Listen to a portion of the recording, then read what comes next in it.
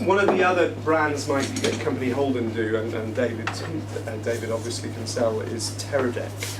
And you might have heard of this little unit, the Video. And the reason we're streaming to YouTube Live today is we're using a Teradek cube. I don't know where it is. Do you know where it's there? It's on the floor.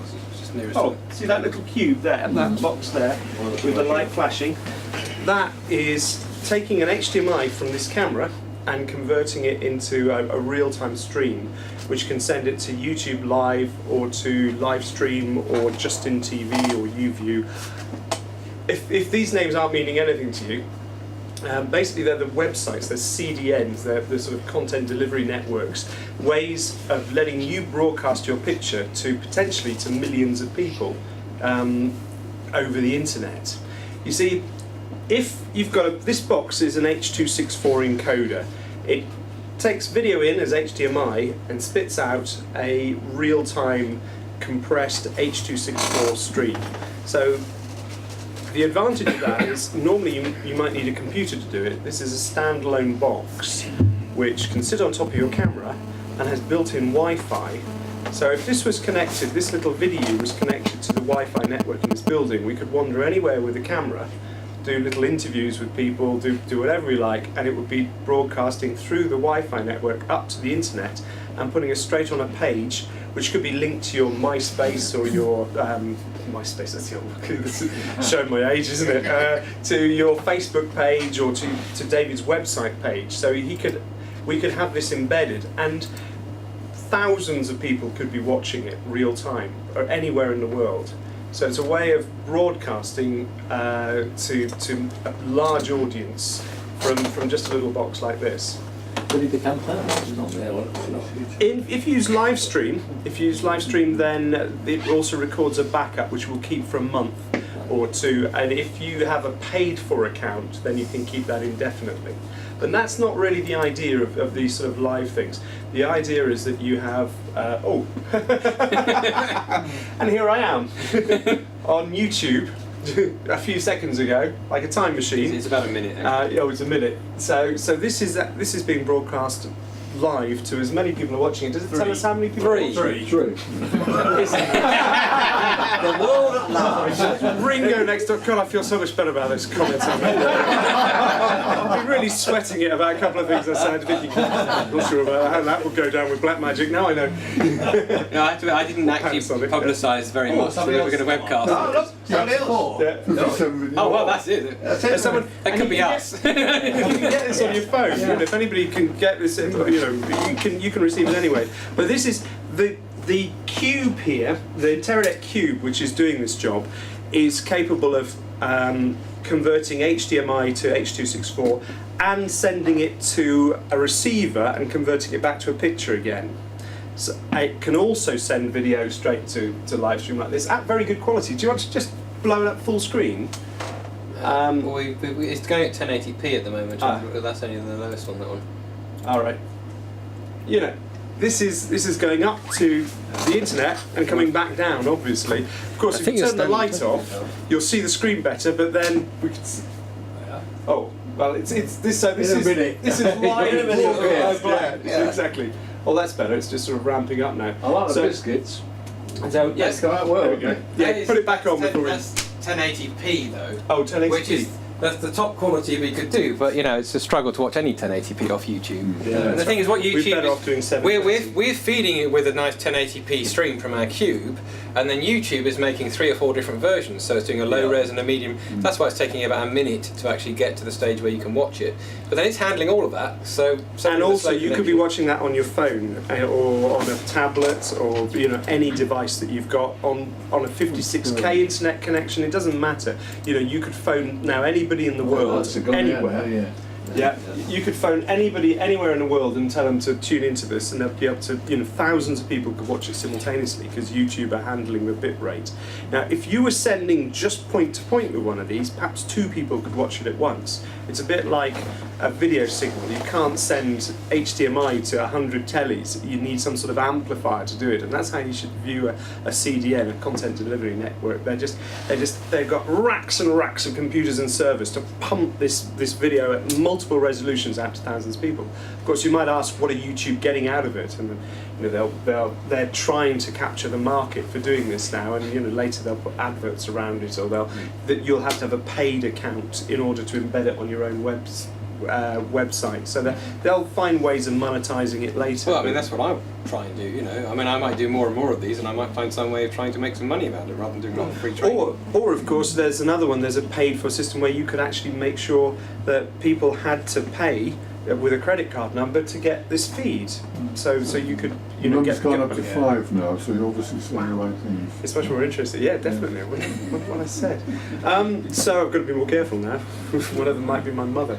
So, you use this from camera That's to right. point. Now, that point could be a vision mixer. That's right. Let me come on to that, because the Cube here is capable of sending video over any computer network, either Ethernet or Wi-Fi, to a decoder, which will turn it back into an HDMI or an HDSTI system. That's what this Cube does. The VidiU is a lower cost unit. These are about £1,000. VidiUs are about £400. This will just send it to YouTube Live, Justin TV, what's the other one called? Live View, one of these websites. So it's a one-trick pony. It will also send the video to an iPad or an iPhone, so you get a small monitor on it. This will send it full screen to a iPad or iPhone, so you can really see what's coming off it. So cubes are like a little Swiss Army knife. They can do lots of different things. Either send picture point to point, or stream to the internet, or stream to an iPad or iPhone. And also, you might notice there's a USB port in both of these, in the VidiU and this. If we didn't have an internet connection here at DVC, we could just put a 3G or a 4G dongle in, and I could be in the middle of a field. As long as I had 3G or 4G coverage, I could be using that to get my pictures up onto the internet. So it's a satellite truck. I mean, it really is a satellite truck. I think we could tweak that quality. Certainly if we had it 720, it would look better. But you need to do a bit of mucking around with settings to get the best out of it. But with this one little £400 box, and go into the 3 network shop on the high street and buy a dongle for £30 with 5 gig of data on it, you could be broadcasting to multiple people anywhere in the world from just the top of your camera. The battery in this will last about an hour and a half or so. So if you want to have a little look, it's got a screen on the front. If I was recording, for example, in the Albert Hall with half a dozen cameras, and I wanted the outputs coming to a vision mixer there. Right, wireless. Now you wouldn't use this for that purpose, and you wouldn't use a cube either, because of latency. Because the cubes and the video goes over data networks. They go through standard. No, you can't have a point-to-point radio network. Yeah, you can, but there will be a latency of at least 2 or 3 frames. And if it's for a live event, and if you show that on the vision mixer, also it's compressing it heavily. Oh. Now there is a device called Teradek Bolt, which gives you uncompressed point-to-point over about 50-60 meters, SDI or HDMI, with 0 latency. Well, there's actually 2 milliseconds. That's about £1,400 for a transmitter-receiver pair, and you can have up to 3 of those in a confined space together. More than that, you run out of bandwidth. So if you want to get pictures just point-to-point, highest possible quality, Teradek Bolt. So if I plugged a bolt into this monitor and onto the camera, I could be up to 60 meters away, but it would have to be line of sight. I'd literally have to, the monitor or the bolt receiver would have to see the transmitter. If I tried to broadcast through you lot of people, I mean, people are just big bags of water, and that's not a philosophical point, it's just, they stop signals dead. So people getting in between the transmitter and receiver with bolt will interfere with the signal. But if we just raise it up a bit, then we could get 60 meters, perfect pictures. So for your vision mixing, that would be fine. Bond's good for live events because there's no delay. Bolt is good for live events because there's no delay. And cubes are good for going through a network. For instance, anybody anywhere in this building on David's network could be watching that feed from the cube there, because it uses standard network infrastructure and much lower data rates to get the picture across. So VidiU, the little box we've got around here, is sending pictures straight to YouTube Live, to live stream to one of these content delivery networks. Cubes can send it to content delivery network, or it could send a picture to my iPad or your iPhone. There's a new device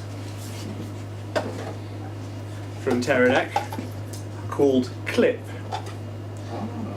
and this has been designed for UAVs, for drones, for little aircraft and flying cameras. Look, it's this big, and this is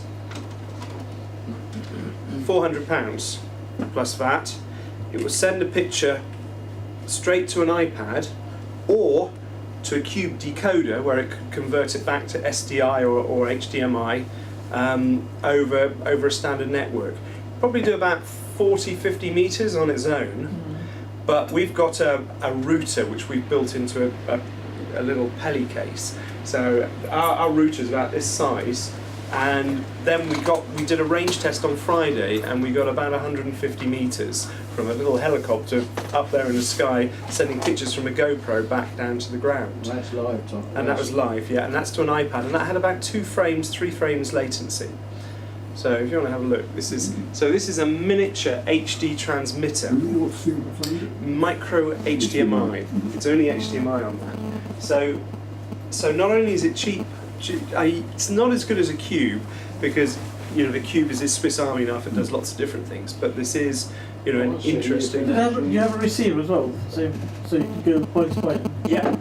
You have to use a Cube receiver with this one to give you an SDI out or an HDMI out. Yeah. Now remember, Bolt is uncompressed and zero latency, so you could use Bolt on one of these things and send very high quality pictures, but you're limited on range. Because this is using standard Wi-Fi, you just use a more powerful router to get much greater range. Yeah. So you can increase, or you can use directional aerials, again increase the range. There's lots of ways with standard Wi-Fi of increasing the range at the expense of quality. We're limited to 5 megabits or so. So you could use what band is it operating? 5 gigahertz. Well, it's actually they're dual band. They're 2.4 and 5. But if you're using it on a little aeroplane, on a helicopter or whatever, it's best to use it on 5 gigahertz because the 2.4 will interfere. Yeah. So Teradek make this. This is the latest thing, Clip. Video has been out for some time, but they're slightly different. You cannot currently send from a Clip to a content delivery network, to YouTube Live or anything like that. But like I say, the Cube, by the way, is a little metal box. It's built, really built to last. It's got special power supplies which lock, whereas these two things are a little bit more, they're plastic, they've got barrel adapters.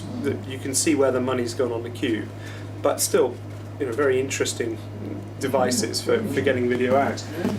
Finally, with Teradek range, this is where I could have done with my PowerPoint, but never mind, I'll draw, I'll show you a mental picture, is Bond. Now, Teradek Bond is cellular bonding. It basically, whereas this video unit can have one 3G dongle in it to get up to the internet, the Bond unit has 6 3 or 4G units which you can put into it, basically little USB sticks. You know what I'm talking about, these dongles which get you on the internet when you haven't got a signal. So you've got, or when you have got a signal. So you can have 6 of these, all on different networks and with different sort of carriers, which gives you terrific resilience and extra bandwidth. So you know how there's always some smart aleck in the room who's got a mobile phone signal when you don't? Or wherever you are, there's always someone who's got a better signal than you. By using 6 different providers, by using one T-Mobile, one EE, one 3 Network, one Orange, whatever mixture of these things, there's always going to be some tower which is nearer to you, getting a better signal. You get resilience, and Bond is designed to sort of make it much more robust, getting the signal from this thing either up to the internet or to a receiver. And Sky Sports News recently did a test using Teradek Bond Pro unit, which is to go on the back of shoulder mount cameras, which is a sort of large unit. It's about 3 times the size of this, which has the dongles around the top. And they tested it against every other cellular bonding kit on the market, most of which, in fact all of which, cost at least 3 times as much, some of them 6 or 7 times as much. and they preferred Bond. The cameraman who did the trials, Simon, found it immediately after doing the trial, went out and bought himself a Bond Pro unit and put his money where his mouth was. And the receiver unit's at Sky, and he's regularly sending reports and match info straight through to Sky headquarters using multiple 3 and 4G dongles in a Bond Pro unit. Now, Bond Pro. Are they operating in diversity? So you could be going out on 2 or more channels simultaneously? Oh yes. They are cellular bonding, right? Okay. Cellular bonding works in a slightly different way. Whereas this is just sending it up through one route to the internet. With bonding, you need something at the other end to convert it back to. And sync it. Yes, exactly. And it's actually a bit of software they give you called Sputnik. And Sputnik, if you think it's quite simple, it's actually, although it sounds hard, Sputnik can run on an old laptop. It can run anywhere as long as it's on the internet. All Sputnik does is the Bond unit is sending out little packets of data with a picture encoded, and because they're going through different paths to get from A to B through the internet, some might take longer than others, Sputnik is just shuffling them, is reordering them into the right order based on a timestamp being given to them by the Bond unit. Right. So it's just like all the, let's say for instance, it doesn't work like this, but let's say the frames come out of order, it puts a bit of a buffer on them and just shuffles them back into order, so you get smooth video back at the other end. So Sputnik is some software you need to run, but they do give it to you.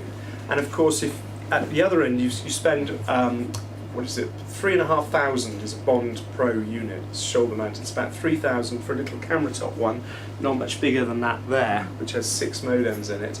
So you'd need to turn that, if you wanted to turn that into a HDMI or an SDI at the other end, you'd also need a £1,000 decoder box, which turns it back in, and you need somewhere a Sputnik system, this bit of software running on a laptop just to reorganize it. But the beautiful thing is, as long as your Bond unit gets on the internet through all its dongles, and your decoder is on the internet as well, they see each other and they talk to each other. So it gets through firewalls, it gets through sort of all sorts of network problems. So you can be standing in a field sending very good picture quality up with a sort of robustness because you're using multiple paths, and you can get the delay down on a good network to about a second or so. But you know, that's on a good network. Really, to get the best possible pictures, you want 2 or 3 seconds of buffer just to make sure. But then the cameraman could be wandering around quite happily with just this small box on the back of their camera sending full. And how do you dial up? How do you dial up? You don't. The dongles are auto-detected and it immediately starts firing as soon as you've got them plugged in, as long as you've got data on them. So this is the other thing, of course, you are using the mobile phone network, you do pay for this data, but a satellite truck is a lot more expensive, trust me. Satellite truck. And a lot bigger. Yeah. And people have broadcast in America, from the Super Bowl, from big sporting events using these, because you can sneak one in your pocket. It's just, and they are tiny. The small Bond 2 units are, like that, but a bit fatter, with a bit of room to plug the dongles in. But you can do the same with this, but obviously with only one connection. But now we're getting 4G in this country with these new, much faster network. One dongle would be enough if you're in a good 4G area. But if the real world isn't like that, you turn up to a football match, thousands of people all got their mobile phones, everybody's trying to send systems. You really do need that diversity. You need multiple paths to the internet, so you can make sure you can get your pictures out. So Teradek has become massive for us. In the first year, it was sort of, oh, that's a nice little thing. They're clever boxes. Oh, look, you can get on an iPad. But now it's just going. We've got Sky, the BBC. BBC are doing a test on cubes, because you can post someone an SDI transmitter cube, let them plug it into their broadband router at home. Back at Television Centre, they've got a decoder cube. As soon as they're both on the network, boom, SDI pictures between them. So simple. Are they secure as well? I mean. Oh yeah, you'd have to know the IP, and you can password protect them. Yeah, okay, totally. Yeah. So they're secure as any other method of getting pictures back. So Teradek cubes, David's got them listed on his website. clip, as I say, is miniature. I'm sure it won't be long before somebody's using those little clips for spying because they're so tiny. Yeah. And as long as you can get it back to a network somewhere, it's a shame the aerials are so big. There must be a way of putting smaller aerials on it. But you do need to power those. There's no internal battery with those, whereas there is with videos and there is with cubes.